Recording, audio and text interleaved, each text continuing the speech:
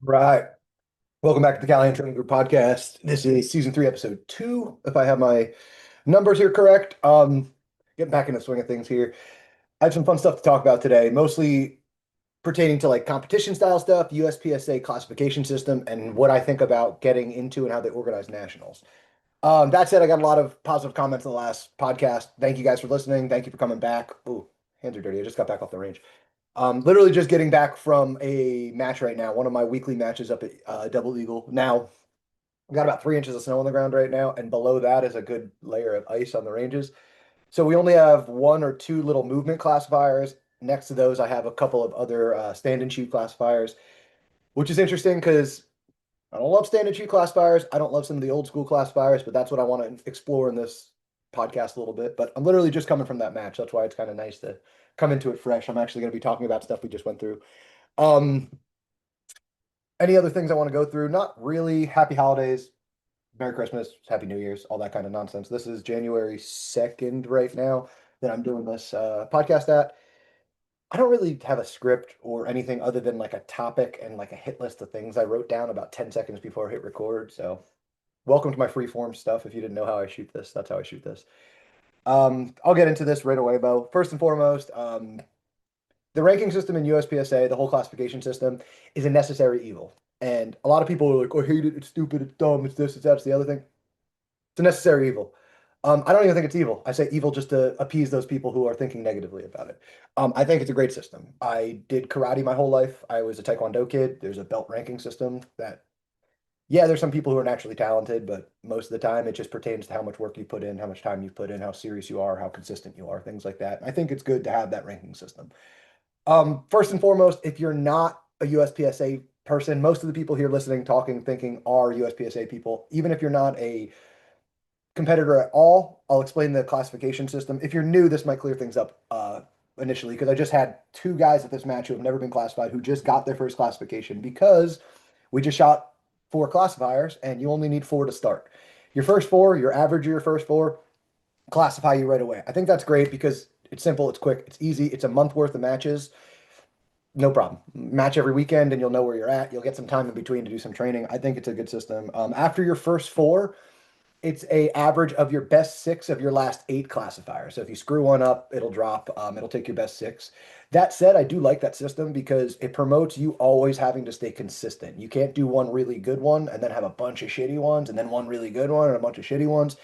You have to stay pretty relevant and pretty consistent to maintain the upwards. And you'll see a lot of people get stuck with a percentage or two of a challenge. Good. This is a hard sport. It is hard. It's not, don't get me wrong, it's difficult, it's annoying, it's frustrating. I'm not taking that away from you, but this is a hard sport and it should be hard. And I think it's good that you don't just everybody just earns their master class or GM. Um, that said, the ranking system in USPSA I think is pretty solid. I like that we have D, C, B, A, Master, Grandmaster. Basically, there's a distinction between an A class shooter, a good shooter, and a great shooter, a GM, and there's some middle ground between there. I think that all makes sense. I agree with all the percentages and numbers. Don't really want to dice up about that. What I do want to talk about, however though, redundant, is the classification system pertaining to nationals. I think for us to be taken more seriously as a sport and for our classification and sport just in general to be taken more seriously, nationals needs to be taken more seriously. And I think this is where it could start pretty easily without getting personal, without anybody getting their feathers ruffled or anything. It's just a meritocracy. And first and foremost, I think there should only be a set amount of each classification allowed into nationals.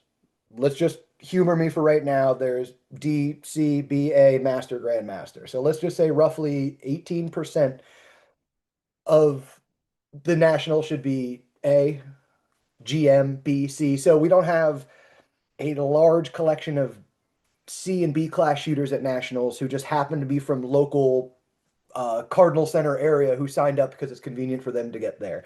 I think we need to take the sport a little bit more seriously and limit the people who can go to nationals. Now, that said, we have open slots at the end and we don't fill them all. Open them up to the public. But I think as of right now, first and foremost, grandmasters and masters should get about a 2 week head start to sign up for any nationals. I think if you achieve that spectacle in the sport, if you're a grandmaster and master, 2 week head start, open enrollment for you guys.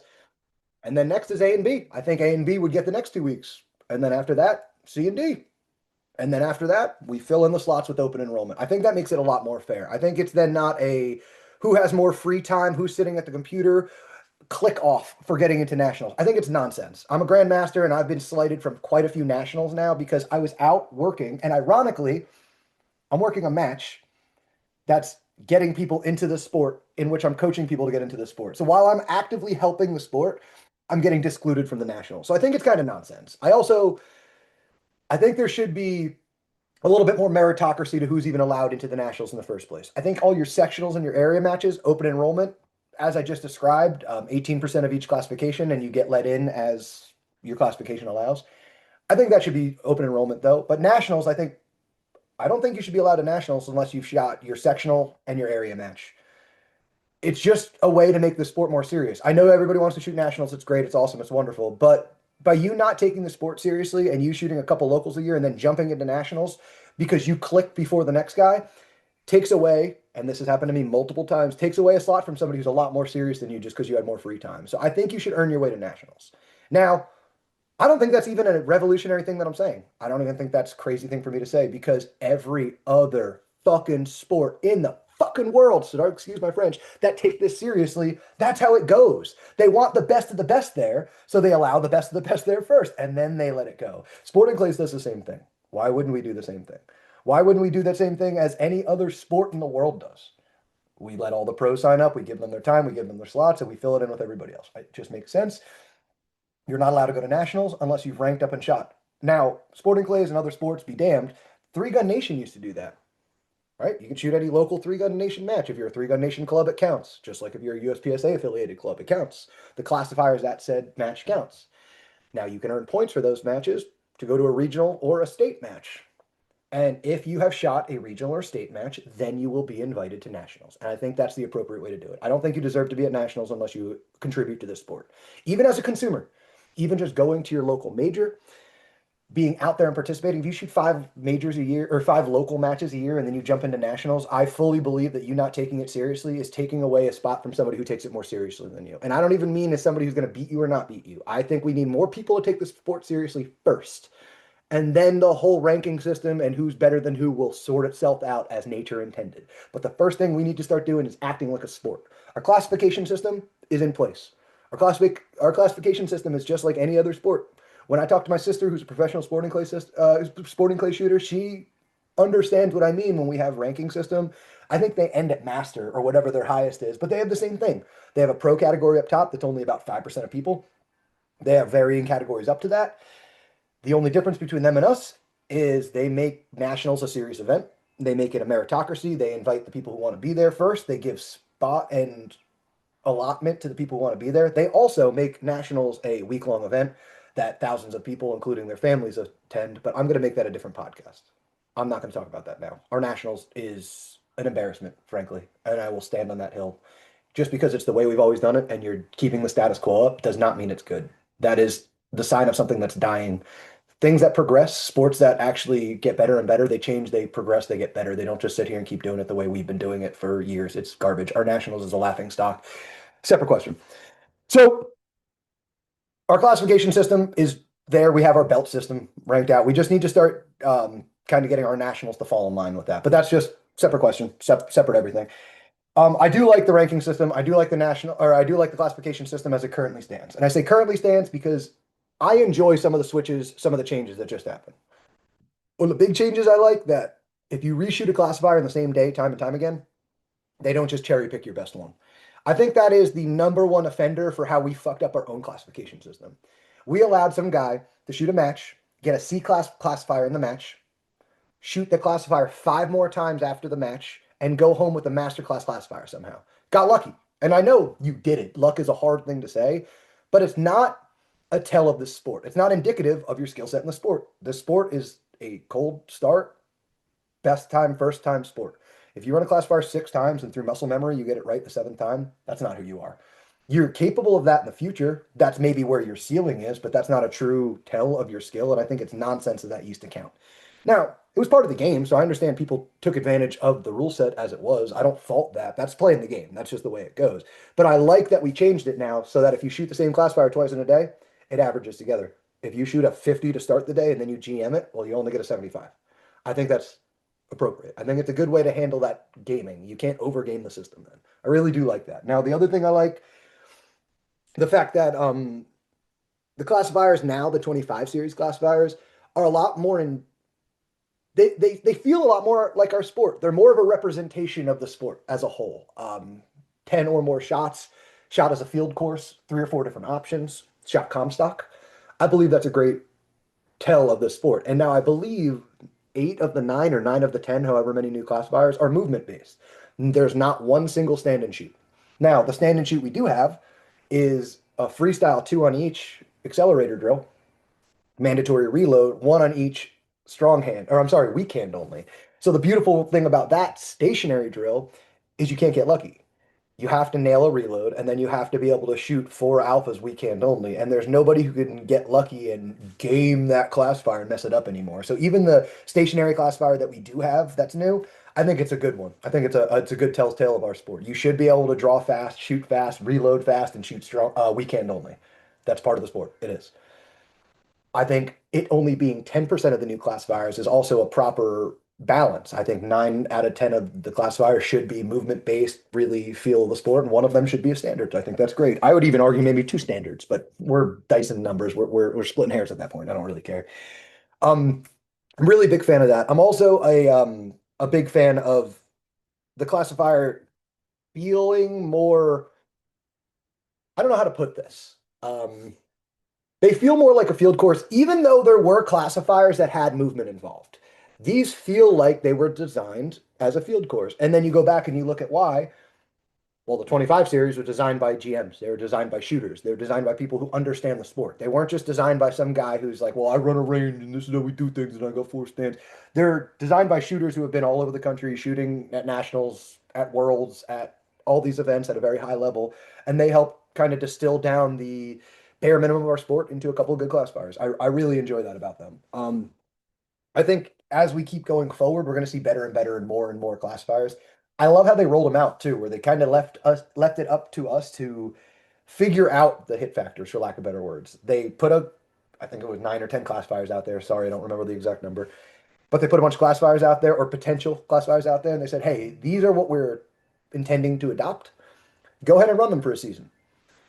They'll count once we accept the numbers and all that in the future. But for right now, I want you to just run it like a field course, submit it, and based on the data we receive, then we will select a high hit factor." So instead of there being some guy, some board, some dude, some couple of people who just say this is a good classifier and it's an 11 hit factor for a GM, all the classifiers that are now adopted are based off of real life data, just like any of the classifiers in the past that we designed and used at nationals. I love that. Some of the best classifiers we have in the books are the classifiers that they debuted, quote unquote, at nationals, where you show up to, I don't know, stage 16 at nationals, and there's a random stage here. It might only be 12, 15 shots.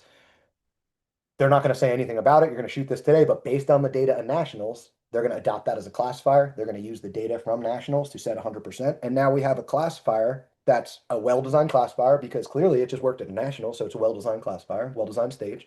And we're going to use the best of the best in the country. We're going to use the nationals data to base 100% off. So instead of somebody sitting on a computer going, this is a great stage and I think the hit factor should be 12, I really like the way we've been handling things. Tim Herron's short course was one of my favorite ones. That popped up at nationals, I think 22. And it was a great stage. You could shoot it from the center, right, left. There's a couple different options. It's fast, but you still need to be accurate. There's a little bit of movement. We shot it as a stage. Boom, adopted as a classifier. One of my favorite classifiers. Now, again, for our classification system, I think an important part of these are, from a match director's standpoint, for me, I don't want to use every prop and a protractor and a friggin' compass to set up classifiers. All the 25 series classifiers relatively are easy to build because it's an 8 foot wall, an 8 foot stick sticks out from the middle of those 8 foot walls. I don't need a compass and a protractor to do this anymore. I really like that about some of the better classifiers. They're easier to set up, they're easier to run, they're more straightforward because our sport is a sport of efficiency. So if we're sitting here and choking and dying over how difficult it is to set it up and to do this and do that and do the other thing, then is it really part of our sport? It's not efficient, then it's not part of our sport, in my opinion, anyway.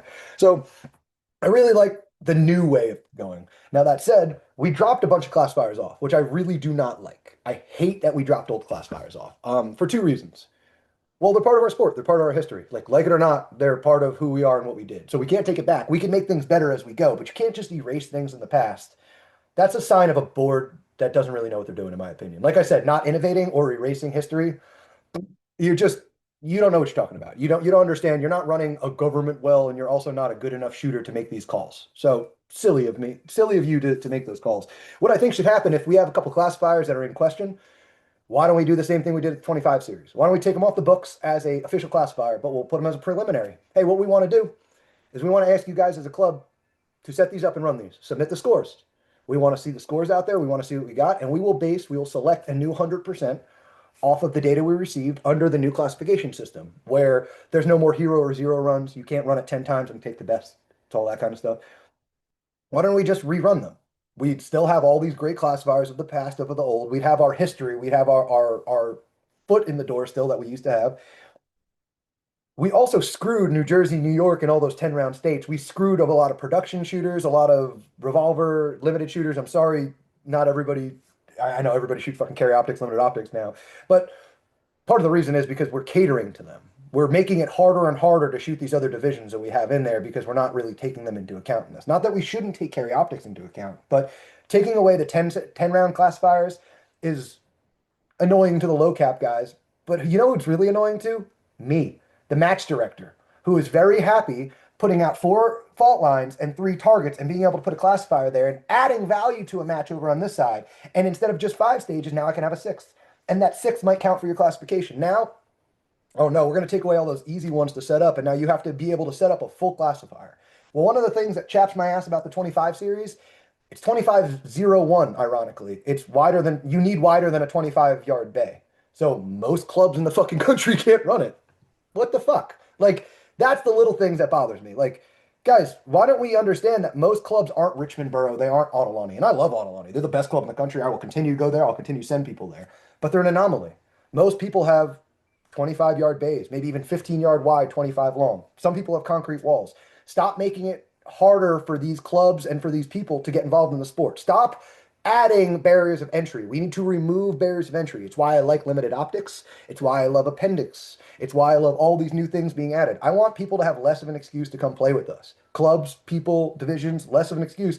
Just a straight up fair, easy way to score, a fair, easy way to rank ourselves, and let's run. Let's keep it simple.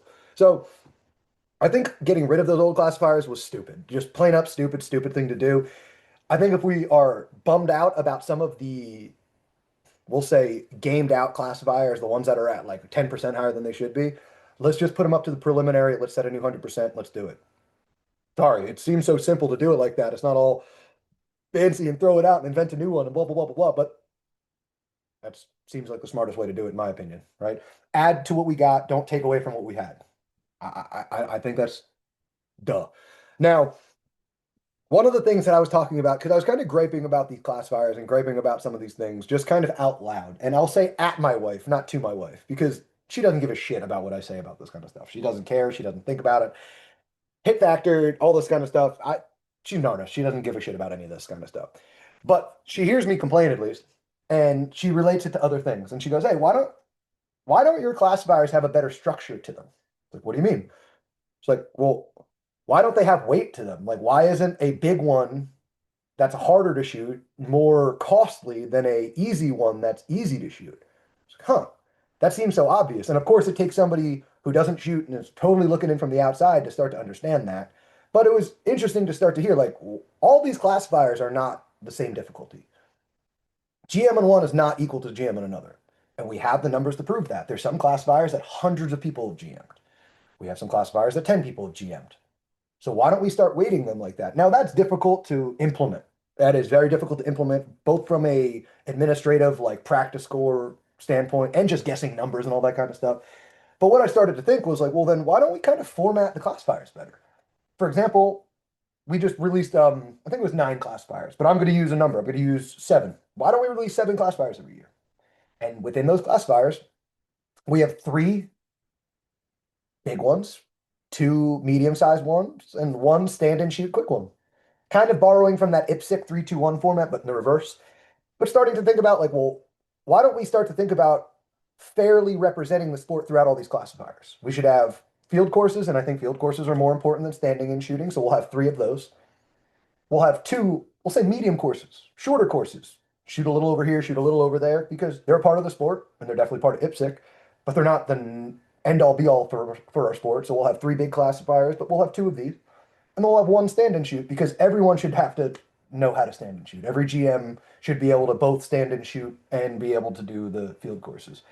And then it kind of takes care of itself if we just design them intelligently instead of having this free for all. Here's my favorite classifier, and it's the best because I designed it. No, why don't we just have a group of guys come up with this format and everybody submit seven classifiers in a 3-2-1 format. We'll pick the best three, the best two, the best one, and boom, there we go. We have a board of people who make these stages up, and now we have a format to say make three of these, two of these, one of these. If you want to make more, fine, but you get to submit seven. And now we have some control. Now we're starting to talk like I don't know, a governing body, and we're starting to talk like a real organization instead of just have this like free for all attitude to I know what's best and you know what's best and blah, blah, blah.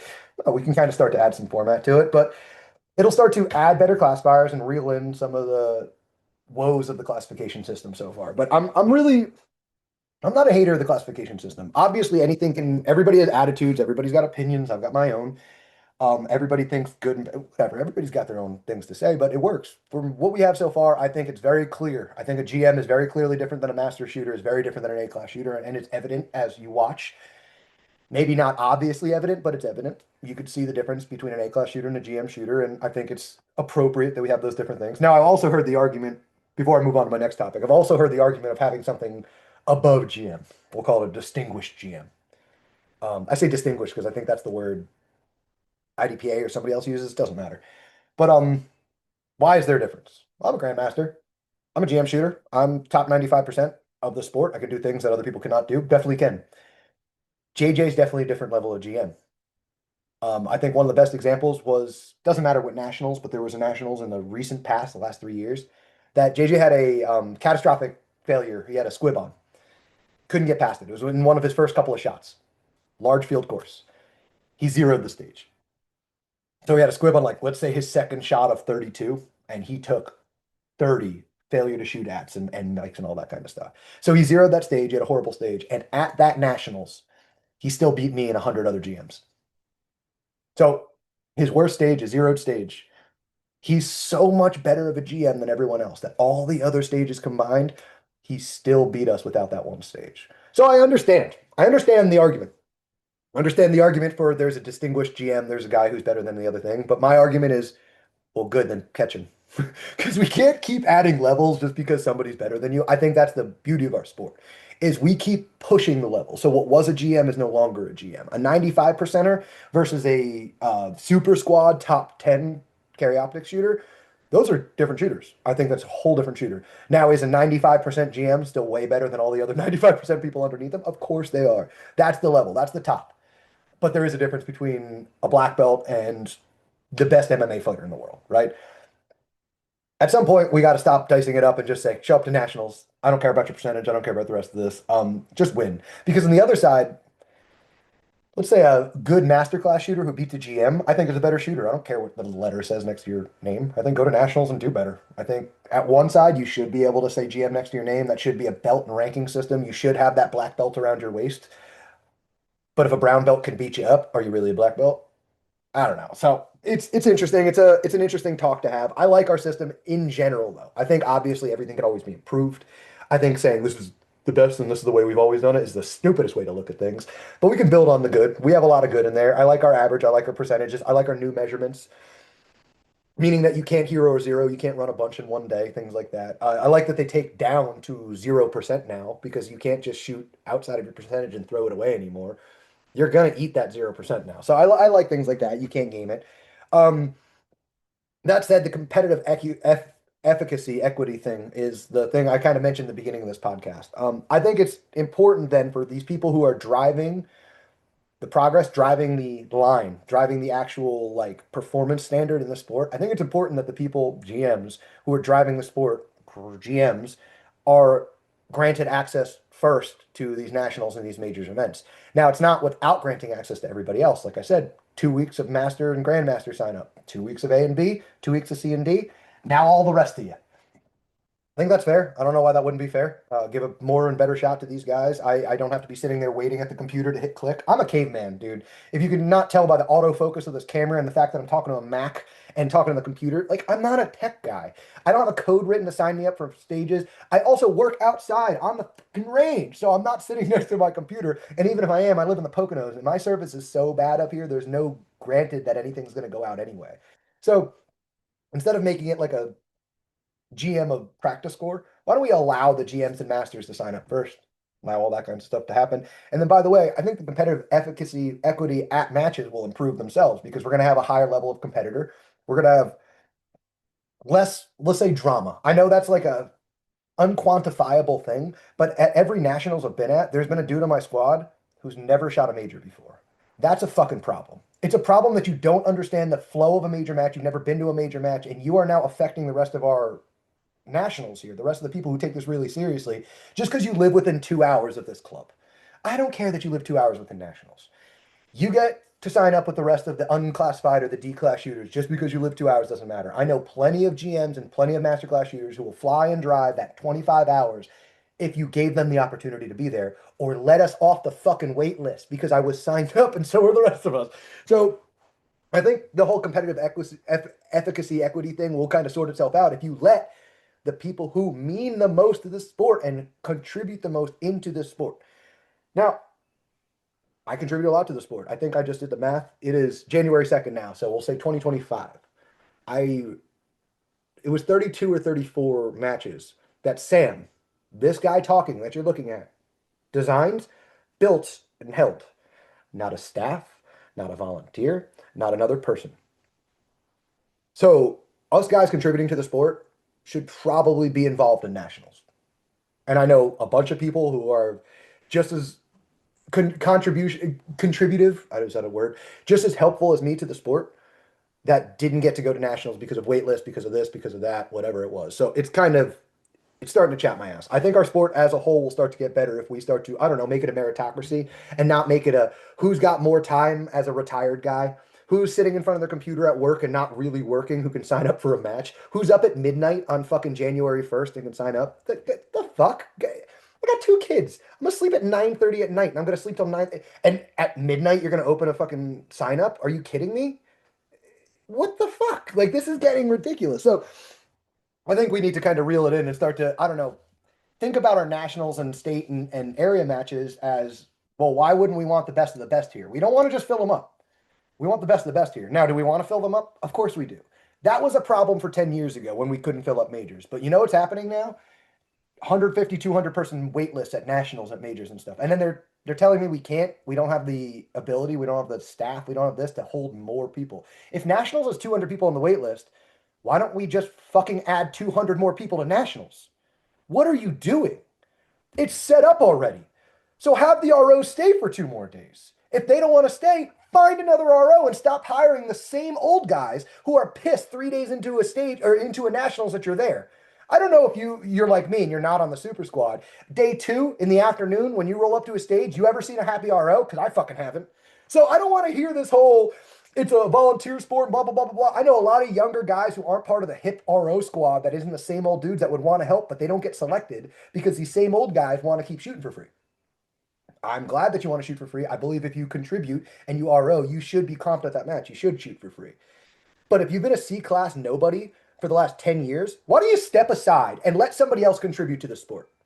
Why don't we stop allowing the same level of mediocrity, below average shooter to continue staffing and running these matches? And maybe then we can start to see an uptick in our competitive efficacy and all this kind of stuff. Why are we letting the same average? And I'm sorry, then if you're an average, if below average, you're a loser. If we're letting the same losers design, make, and run these matches, we're going to get loser stuff. Why don't we start to take a hint from other people? If the two-gun PCSL stuff can absolutely fill up, I don't want to hear it about it's not popular enough, we don't have the ROs. If the Dragons Cup, if the belt championships, if all this other stuff is filling up and they have established a wait list, then we're fucking up as a board. It's not that we don't have enough people to do it. It's the same old people doing it the same old way as the same old loser mentality of this is the way we've always done it. Fuck that, dude. If the way we've always done it, we'd all be in horse and buggies. We'd all be shooting revolvers. I don't want to hear that shit. We're on the leading edge of performance. Why don't we act like it? Be pretty simple to then up our level of competitive efficacy, up our level of nationals, up our level of state matches. Everything would go through the roof. We're already at the leading edge of performance, so why don't we just act like it and put the people in place who, I don't know, care as much as we do? This shouldn't be a, oh, I do it because I'm retired and I want to travel for free. You should do this because you want it. It was 17 degrees out as a high, and I was out there doing a classifier match today. So if you don't want it that bad, I don't want you to be a part of it anymore. I'm sorry. But what's up, puppies? Sorry, I got a little heated here. My dog thinks I'm mad. But thank you guys for listening to my little heated thing here. I don't know how long the classifiers. I don't know how long any of my podcasts are going to go this year. I have a topic. I have some things I want to talk about. I'm going to hit them. I'm not going to try to stretch it to an hour. I just know I talk a lot and I talk fast.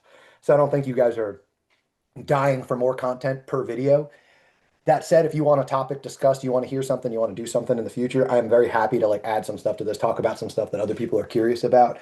But that's my thoughts on the classification system, kind of how we get to better competitive efficacy and equity back in the future. Like for how do we make nationals better? How do we make some of these major matches better? Sorry, I'm distracted. My puppy's a little down in the dumps sick lately, and I'm watching him right now. So he just walked in. He looks a little sad right now, but it's okay, buddy. I'll give you a big hug. All right. Well, thank you guys. As always, any questions, comments, concerns, please hit me up. I love talking about this kind of stuff. Thank you for sticking with me. Any other things you want me hear me discuss, please let me know. But more importantly than anything, don't forget to dry fire. Have a good one, everybody.